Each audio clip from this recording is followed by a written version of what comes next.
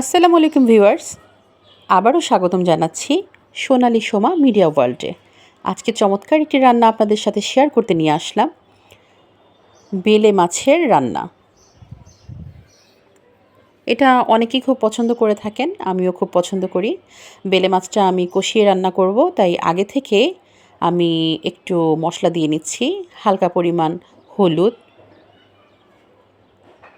তারপর দিয়ে দিচ্ছি হালকা পরিমাণ মরিচের গুঁড়ো, হাফ চা চামচ করে দিয়ে দিচ্ছি হাফ চা চামচ লবণ। এখন আমি মাছগুলোকে মাখিয়ে নেব। কিছুক্ষণ আমি মাখিয়ে রেখে দেব, 10 থেকে 15 মিনিট। কারণ কষানো মাছ রান্না করলে সবসময় মাখিয়ে রাখলে মাছের ভেতরে ভালো করে মশলা এবং লবণটা ঠিকঠাক মতো ঢোকে। এজন্য আমি সবসময় কী করি, কষানো মাছগুলোকে আমি আগে থেকে সামান্য পরিমাণে হলুদ, মরিচ এবং লবণ দিয়ে মেখে রেখে দিই। এখন আমি প্যানটা চুলায় দিয়ে দিচ্ছি।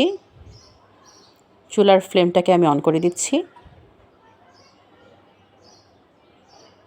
এখন আমি দিয়ে দেব খানিকটা তেল, হাফ কাপ পরিমাণ তেল আমি দিয়ে দিচ্ছি।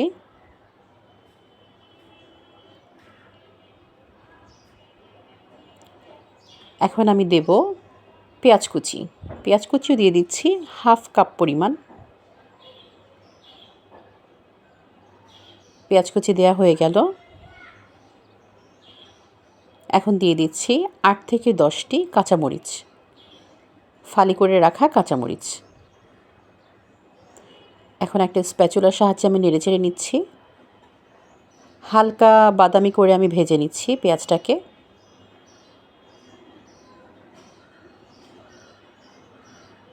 খুব ভালো করে একটু ভেজে নিচ্ছি। হালকা বাদামি করে আমার ভাজা হয়ে গেছে। এখন দিয়ে দেব আদা রসুনের পেস্ট।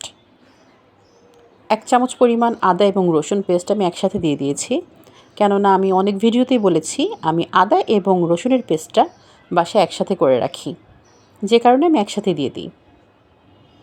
এখন দিয়ে দিচ্ছি সামান্য পরিমাণে পানি। এই পানিটার মধ্যে আমি মশলাটাকে ভালো করে কষিয়ে নেব। এখন দিয়ে দিলাম 1 চা চামচ পরিমাণ জিরা গুঁড়ো,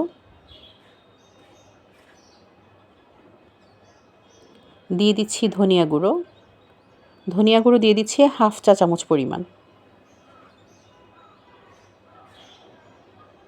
জিরা গুঁড়ো, ধনিয়া গুঁড়ো দেওয়া হয়ে গেল। এখন দিয়ে দিচ্ছি হাফ চা চামচ পরিমাণ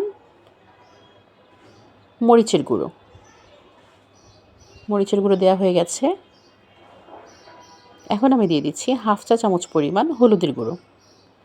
এখন ভালো করে নেড়ে নিচ্ছি, মশলাটাকে একটু কষিয়ে নেব ভালো করে। এখন আমি দিয়ে দিচ্ছি 1 চা চামচ পরিমাণ লবণ। 1 চা চামচ পুরোপুরি আমি দিইনি, একটু কম দিয়েছি, কেননা মাছে আমার কিছুটা মশলা এবং লবণের পরিমাণ দেওয়া আছে, এই জন্য ওইভাবে বুঝে দিতে হবে। এখন দিয়ে দিলাম হালকা পরিমাণে টেস্টিং সল্ট, আপনারা চাইলে অ্যাভয়েড করতে পারেন। এখন দিয়ে দিচ্ছি 2-4টে তেজপাতা।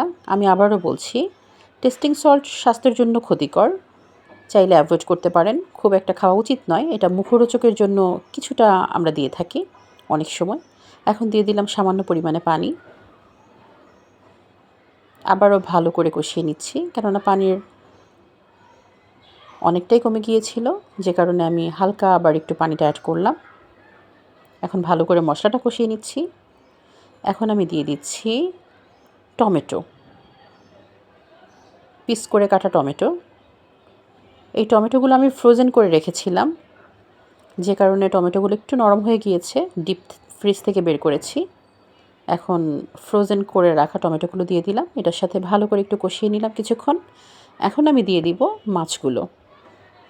এর মধ্যে 15 থেকে 20 মিনিট আমি মাছগুলো ভালো করে মাখিয়ে রেখেছিলাম, রেস্টে রেখেছিলাম। এখন আমি মাছগুলো দিয়ে দিচ্ছি, বেলে মাছগুলো আমি দিয়ে দিচ্ছি।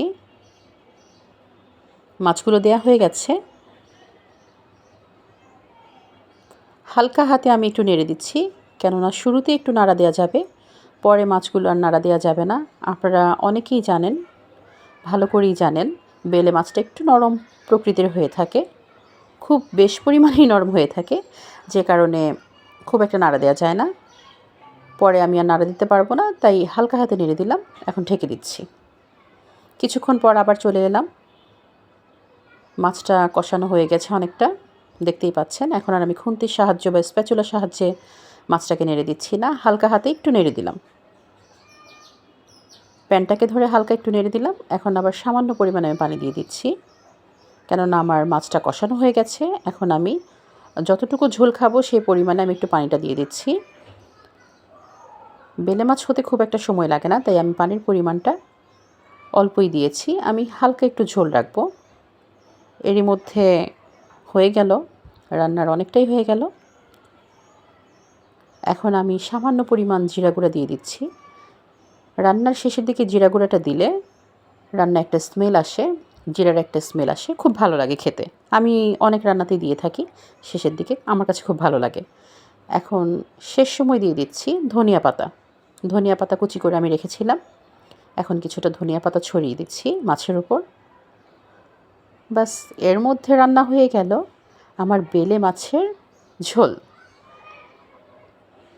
যদি ভালো লাগে সবাই সাবস্ক্রাইব করে দিবেন, পাশে থাকবেন এবং একবার হলেও রান্না করবেন। বেলে মাছ খুব মজার একটি মাছ, রান্না করেই দেখুন। হালকা ঝোল ঝোল করে রান্না করলে খাবারের স্বাদটা অনেকটাই বেড়ে যায়, খেতেও খুব ভালো লাগে।